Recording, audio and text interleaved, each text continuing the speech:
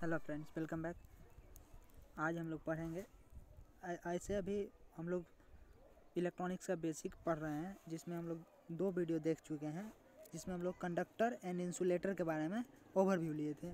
आज से हम लोग अपना सेमीकंडक्टर फिजिक्स स्टार्ट करते हैं और आज से हम लोग सेमीकंडक्टर के बारे में जानेंगे और यही बेसिक हमारा सेमीकंडक्टर के लास्ट लेक्चर तक काम आएगा। तो प्लीज़ ध्यान से देखिएगा और समझने का कोशिश कीजिएगा, और जो चीज़ समझ में ना आए उसको कमेंट करने का भी कीजिएगा ट्राई। ऐसे अभी हम नए हैं यूट्यूब पे, तो हमको कुछ समझ में आता नहीं है कि कैसे उसका कमेंट ऑन करे ऑफ करे, उसको हमको सीखना पड़ेगा। ठीक है, शुरू करते हैं। सेमीकंडक्टर सेमीकंडक्टर का स्पेलिंग गलत लिखा हुआ है, यहाँ पे सुधार लीजिएगा, यहाँ पे एस होगा। अच्छा, एक बात और करना था आप लोग से कि मेरा जो नोट्स है उसमें थोड़ा बहुत क्या बोलते हैं, यही स्पेलिंग मिस्टेक हो सकता है, तो उसको आप कृपया नेगलेक्ट करें और अपने करेक्ट कर लीजिएगा, अपने आप करेक्ट कर लीजिएगा, उस पर ज़्यादा ध्यान नहीं दीजिएगा। बाद बाकी कॉन्सेप्ट जो मैं दे रहा हूँ वो आपको 100% एकदम सही दे रहा हूँ, ये बात का आप भरोसा करके चलिए। नेक्स्ट आगे है, अभी हम लोग पढ़ेंगे सेमीकंडक्टर के बारे में। सेमीकंडक्टर पहले भी मैं बता चुका हूँ, वैसा मटेरियल होता है जो ज़रूरत पड़ने पे, शायद पहले नहीं बताया हूँ, कंडक्टर के बारे में बताया था। कंडक्टर क्या करता है? कंडक्टर जो है वो बिना रुकावट के करंट का फ्लो करवा देता है। जैसे हमारे पास यहाँ पे कंडक्टर है, तो करंट का फ्लो आसानी वे में इधर से इधर हो जाएगा। इंसुलेटर अगर हमारे पास है तो करंट का फ्लो यहाँ से यहाँ तक नहीं हो सकता है, यहाँ पे नहीं होगा फ्लो।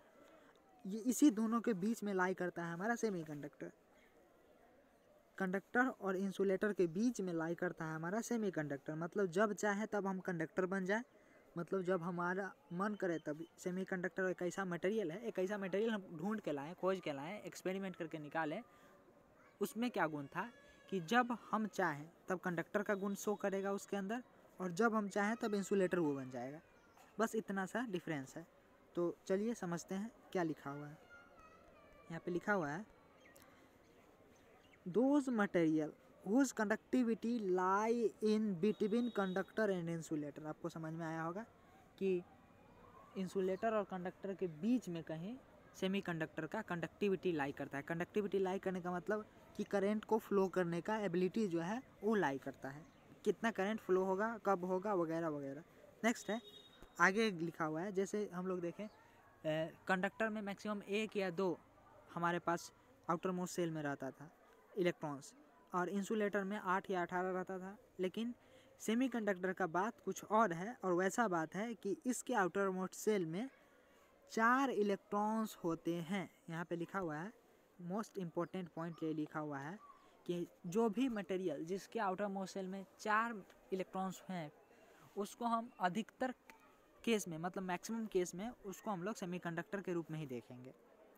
ठीक है, तो आपको समझ में आया होगा, आई होप समझ में आया होगा कि सेमीकंडक्टर एक ऐसा मटेरियल है जो इंसुलेटर का एंड कंडक्टर का दोनों का प्रॉपर्टी अपने अंदर लेके चलता है एज बी रिक्वायर्ड। मतलब जब हमको जो प्रॉपर्टी का रिक्वायरमेंट होता है उसके हिसाब से हम लोग कांस्टेंट लगाते हैं। कांस्टेंट कहने का मतलब कुछ शर्त लगाते हैं, कुछ शर्त और नियम लगाते हैं, और उसके हिसाब से हमको वो सेमीकंडक्टर, कंडक्टर या इंसुलेटर मिल जाता है। ठीक है, आगे चलते हैं। एक चीज़ लिखा हुआ है एनर्जी बैंड गैप, इसको अभी हम लोग एक ग्राफ से समझेंगे। ये छोटा सा चीज़ है, याद होगा आपको, मैं बोला था आपको कि कंडक्टर में थोड़ा सा एनर्जी देंगे, उसका बॉन्ड ब्रेक हो जाएगा और वो फ्री इलेक्ट्रॉन जो है मूव करना स्टार्ट कर देगा, याद है? उसी तरीक़ा से इंसुलेटर में मैं बोला था उसको बहुत ज़्यादा हाई अमाउंट ऑफ एनर्जी लगेगा, और जो कि हमारे लिए अनडिजायरेबल है। उसी तरीक़ा से सेमीकंडक्टर के केस में उसके बीच में ही कहीं एनर्जी लगेगा, उसी को हम लोग देखेंगे अभी। एनर्जी बैंड गैप एक चीज़ है, एक मान के चलिए एक ग्राफ है। अभी हम लोग नीचे ग्राफ देखेंगे जिसमें हमको समझ में आएगा कि किस मटेरियल में, मतलब कंडक्टर, सेमीकंडक्टर, इंसुलेटर में कितना हमको एनर्जी एक्सटर्नली प्रोवाइड करवाना पड़ता है to make those material as conductor, मतलब कंडक्टिव बनाने के लिए हमको कितना एनर्जी का रिक्वायरमेंट होता है, वो अभी हम लोग देखेंगे। चलिए देखते हैं।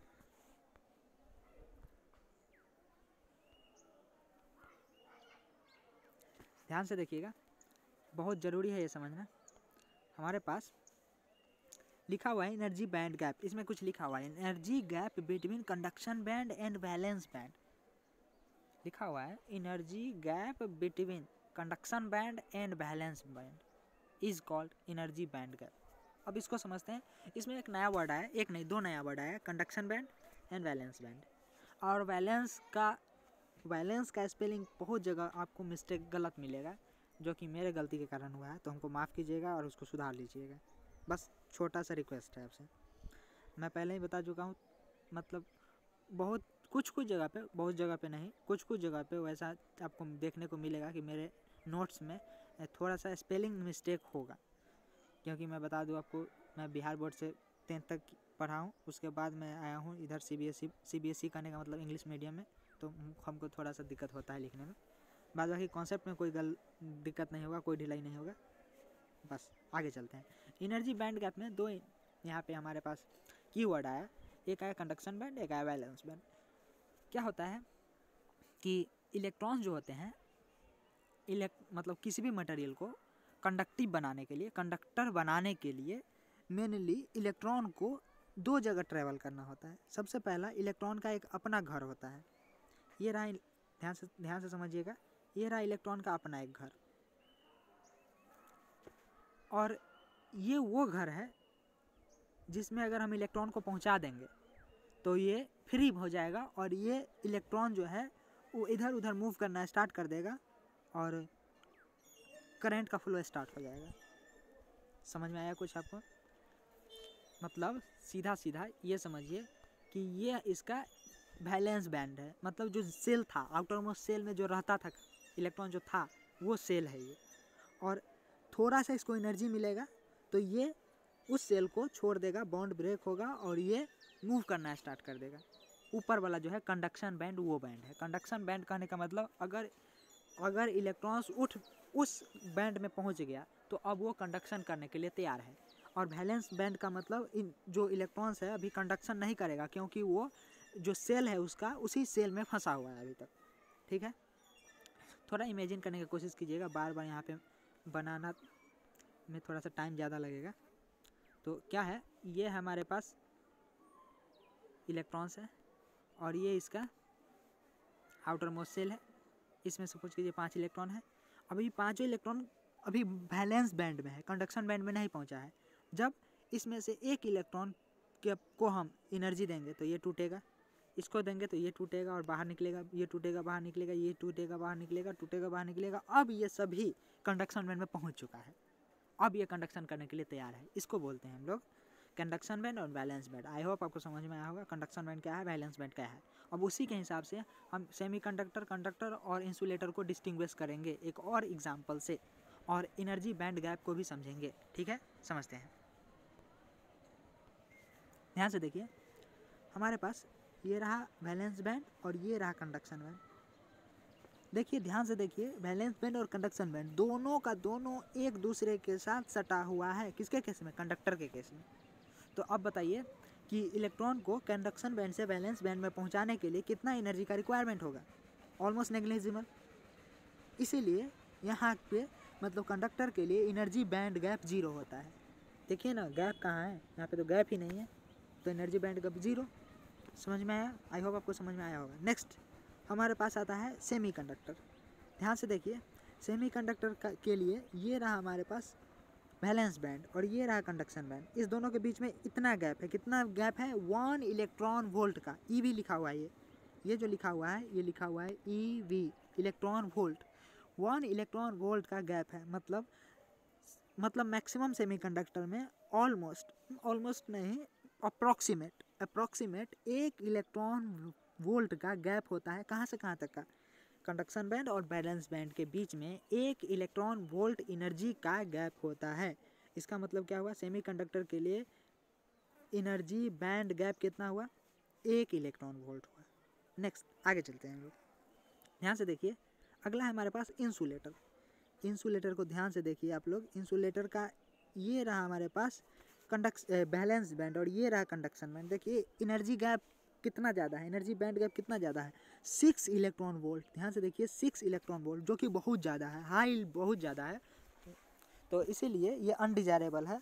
इसीलिए हम इंसुलेटर का यूज़ ऑलमोस्ट नहीं करते हैं। कहीं कहीं पे करते होंगे कुछ कांस्टेंट का यूज़ करके, लेकिन ऑलमोस्ट नहीं करते हैं, सीधा सीधा आप ये समझिए। नेक्स्ट चलते हैं हम लोग। Energy band gap I hope आपको समझ में आया होगा। और energy band gap throughout the our course, मतलब कि पूरा का पूरा इलेक्ट्रॉनिक के कोर्स में बहुत ज़्यादा इंपॉर्टेंट रोल प्ले करने वाला है। तो इसको मत भूलिएगा, याद रहे, इसको मत भूलिएगा। एनर्जी बैंड गैप जो होता है सेमीकंडक्टर के लिए 1 इलेक्ट्रॉन वोल्ट होता है। और एक यहाँ पे सेमीकंडक्टर में 2 चीज़ होता है, एक होता है कंडक्शन बैंड, एक होता है वैलेंस बैंड।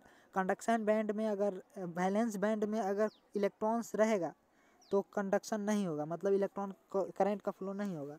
अगर यही इलेक्ट्रॉन्स वैलेंस बैंड में कंडक्शन बैंड में पहुंच गया तो यहाँ पे करंट का फ्लो स्टार्ट हो जाएगा। ठीक है, आई होप आपको समझ में आया होगा। अब हम लोग आगे चलते हैं और आगे कुछ देखते हैं। अब कुछ इम्पोर्टेंट पॉइंट्स लिखा हुआ है, उसको मैं जल्दी पढ़ दे रहा हूँ।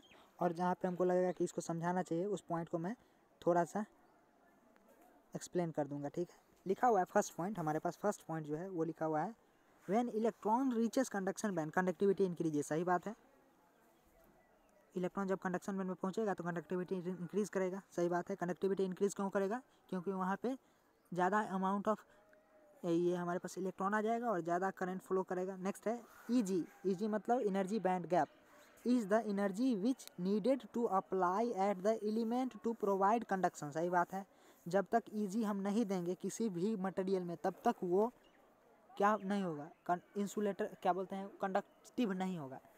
तब तक वो कंडक्टिव नहीं होगा, तब तक कंडक्टिव इन नेचर वो नहीं होगा, तब तक वो करंट को फ्लो करने नहीं देगा, जब तक हम ईजी अमाउंट ऑफ एनर्जी उसको नहीं प्रोवाइड करवा देते हैं। नेक्स्ट है for conductor conduction band and valence band overlap with each other. सही बात है, मतलब एनर्जी गैप कितना है, जीरो, आइडियली जीरो है। एनर्जी बैंड गैप कितना है, आइडियली जीरो है।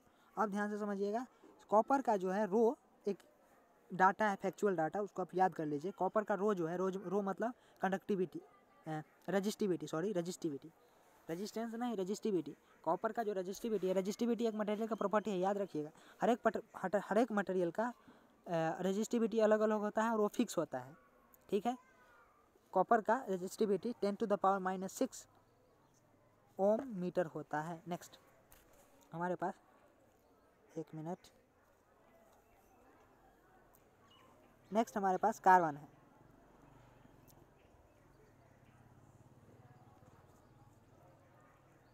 ध्यान से देखिए, कार्बन का ईजी कितना होता है, 2 वोल्ट होता है, 2 इलेक्ट्रॉन वोल्ट होता है। और कितना degree Celsius, 35.6 degree Celsius. Next है हमारे पास silicon, germanium and gallium arsenide.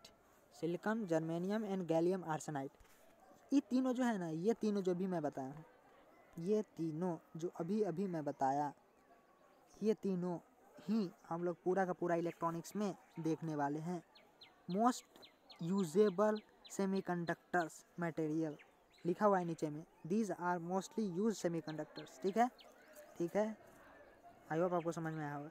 यहाँ पे राइट साइड में मैं एक टेबल बनाया हुआ है। टेबल क्या बनाए हुए हूँ, जो हमारा पीरियोडिक टेबल होता है उसमें 3rd, 4th एंड 5th जो कॉलम है, 3rd, 4th एंड 5th जो कॉलम है उसको मैं बनाया हूँ।